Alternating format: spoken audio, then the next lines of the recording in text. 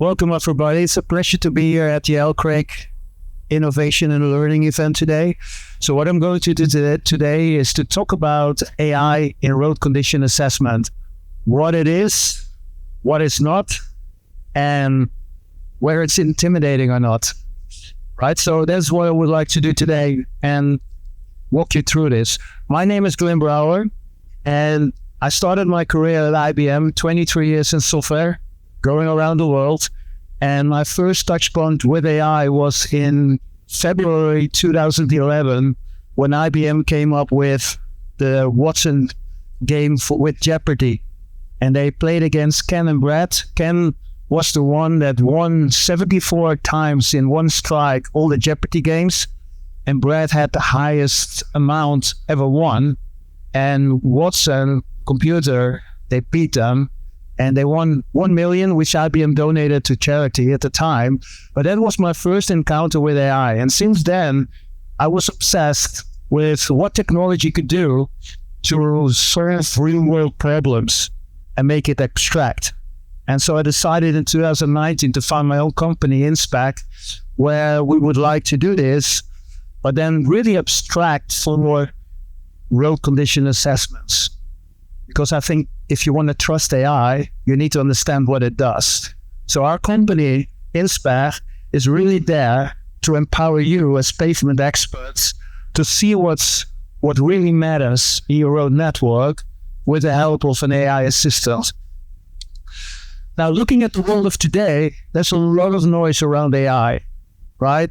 We have seen the evolution from algorithms, machine learning, deep learning, generative AI.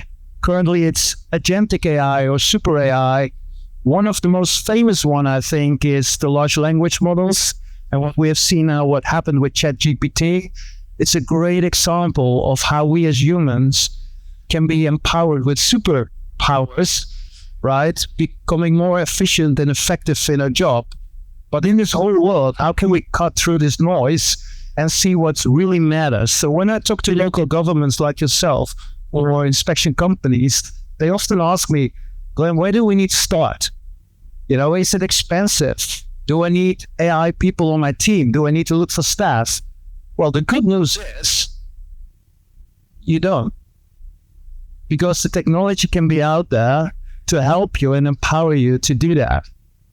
So I thought it would be good to kind of dispel the myth around AI. And I wanted to start with, is AI complicated? Is it expensive? Is it perfect? Do we need humans for it? Or can we do it fully automated? And is it accessible for us as councils? So looking at the myths, the first one is it complicated? Well, it shouldn't be, because technology should be there to make our life easier. And ChatGPT, I think, is one of the examples where you could, for the first time, see and feel what it could be if you put something in there and the answer comes out. So imagine, with all the data that we have, so far, only 20% of data that we have available at us in our organizations or in the government was accessible to us. But now we have access to 80% of the data that we didn't have before. So now suddenly a wall goes open. And how can we deal with that? So it should be easy, the technology. And it can be if you embed it into a solution. Is it expensive? Well, it doesn't have to be. Because if you look what it brings to you, you can do maybe more with less. So imagine if you need to maintain your roads and you're looking for patterns. Where AI is really good at is recognizing patterns. So what are the defects on my road? So Jan and I, we did for the TRL trials for PASS 2161, we did about 1,000 kilometers, Liverpool, Essex, Cumbria. Imagine if I need to go through that and assess all the data, the computer can do that like this. We've seen it with ChatGPT. Ask a question and it suddenly comes in a second with an answer. This is where the computer is really powerful. It can help us scale and do repetitive work really fast. But what it cannot do is judgment. It cannot tell you or help them with what does it mean for the safety of the roads? What does it mean for, can I do it within my budget? And how can I do it? So bridging that skill gap, it's well around, we don't need machine learners in our organization, but bridging the skill gap is how can we use the technology within our processes? How can we do it more effectively and let it work for us and empower us? And this is where I think the next level of AI will come, that you can ask questions like, what is my current road condition of my road network? When do I need to intervene?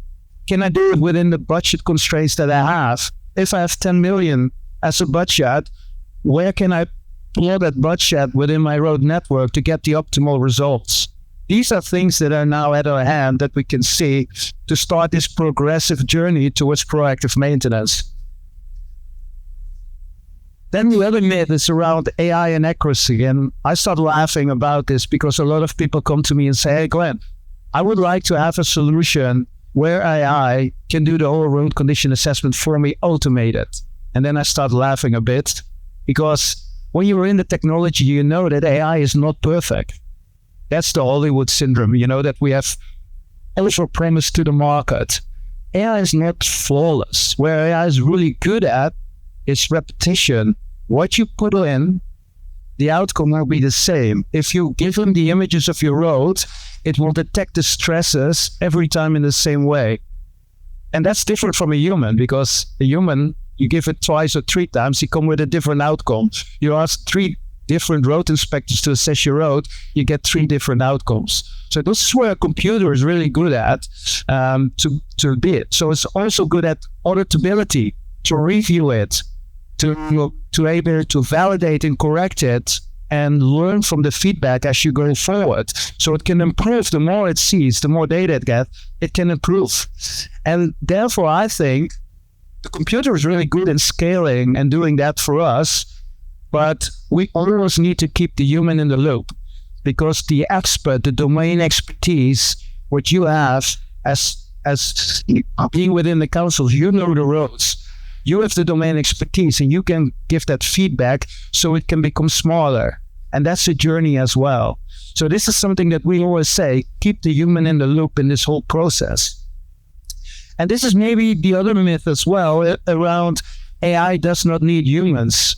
Sometimes it can feel threatening when we start talking about AI, but I don't think that's the case, because I remember well when we started with Watson Health back in 2015, where AI was used with recommendations to oncologists for cancer treatment. And what AI did, and these were the early GPT models, it read in 4 minutes all the researchers about cancer treatment in the world where an oncologist could not keep up with. But when you gave the symptoms to the system, it came up with the recommendations. And then the oncologist, he did a judgment for what treatment to apply, but he had the information at him. And so the same principle we should apply to road condition assessment. It's not that the computer will take it over for you, but it is the human that needs to be in the loop. And that combination, by giving the insights, but still the judgment, you know the roads best.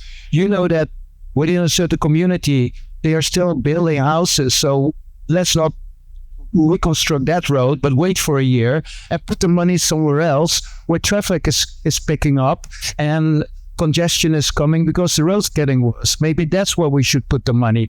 So that combination of using AI for speed and for scale, and then using the human for the judgment is really critical. So that combination is really powerful.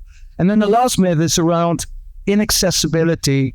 Is it accessible to us as councils? And I think data is scattered around, but if you could use all the data, you could use the skills at your exposure, or maybe use the tool that has it for you and empower you, then the only thing you have to do is see, how can I use that tool within my business process? And I should understand how I can work differently in that world. But you don't need to understand the AI to do it.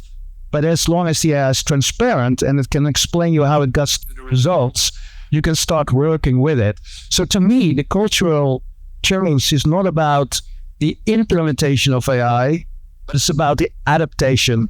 So it's about how can this technology help me in the world that I use today? And maybe you should take an inspection tool to do that for you, like we use ChatGPT today. So now let's take a look at it, how applied AI can put into practice and how we have rethought the business process of collecting the data, visualizing it, assessing it, evaluating it, and understanding how to optimize it. And the best way to do that is to simply show you how that can be for local authorities as we go ahead. So what you will see here is a result of an inspection report where it visualizes, and this was Liverpool, it immediately visualizes is where are the bad areas. You can click on the bad areas and you can zoom in and you can see a real inspection that has been done. So you're looking at real-time data or almost real-time data that you have collected yesterday that you now can visualize and turn into actionable insights. So instead of getting a full report, you now have a digital available for you, which you can do as a council yourself, or you can outsource to a civil engineering company that does it for you. You can click on the report, you can zoom in, but instead of going out and then visually see what damages are on the road, you can now see it digitally. And you can assess digitally what are the defects on the road, what are the sizes, and what should I do? What treatment should I apply? You have the coordinates, and it will roll up. And whether it will sort as PCI or PAS 2161, that's fine. You can also compare it with data that you already did before, so you can see how effectively you are doing your maintenance, or how effectively your contractor is doing the maintenance. You could see if before the winter raveling is picking up, maybe you should, replace the top layer so you can avoid that during the winter it freezes up and you have potholes after the winter. So these are things that we can do. And once you have the data, it's very easy to run scenarios over the data alongside potholes, cracks, bad sections and conditions, and put a treatment cost against it, or being recommended what treatment you best can apply to get the optimal result out of the budget you have available for you. And this data is all your data. So it's not something that you get a subscription to. Make sure it's your data. It's all open. It's your data. It remains your data. And you can share this data and collaborate with your contractors as you go forward. So this is something that is a result of what the process does for you. But if you want to take it a step further, and you want to say, I would also like to take a look at, okay, how did you collect the data? This is something that you could outtask, or you can do yourself. I mean, for us, it doesn't really matter how you would start with that. But we have also simplified that. So you can make it really easy with a GoPro on the back of your car. You can collect the data, you capture the data, and we've automated the process for you. So you can have guys taking the data collection for you, or a similar company, or you do it yourself with the GoPro. This is what we did for the trial in Cumbria and in the Essex and Liverpool. You click it on the back of your car, you record it, you upload the data, and the technology will create a digital twin for you and visualize it. This is what we did in Liverpool, 2 lanes that have been recorded with the GoPro. You can immediately see it, and you can then digitally inspect it. And the cool thing is, and this is where the AI assistants come into play to give you some superpowers, if you would like, you can turn on the AI assistant and you say, give me some recommendations on the distresses I see on the road. And if you would do that, it will come up with recommendations, and you will see it here in blue coming up in a second. It will come up with recommendations that you as a human with your domain knowledge can still validate.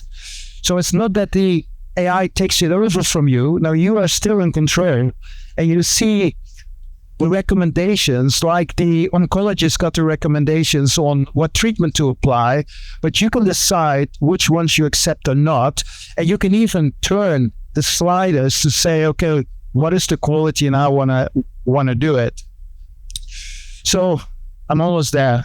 I'm waiting for the video to finish. So, but this is kind of how you do it. So the technology can help you scale and really literally take that over from you. So the work that slows you down and basically point out to you, you know, how you can use it with a double click. And a simple double click, you can have this. So if I summarize this in terms of what it can do for you, what I've seen is how can you know, we call this applied AI. How can you use AI embedded in technology such that you can apply it in your current day-to-day job in a very simple way? And that's basically what we do. So actually, I want to leave you with one thing is you don't have to fear AI. It can help you along the way. And, you know, that way it gives you room to do your judgment and to add value to your communities that you serve. Thank you. Thanks, Glenn. We have run out of time for questions, but it doesn't have a long way to go.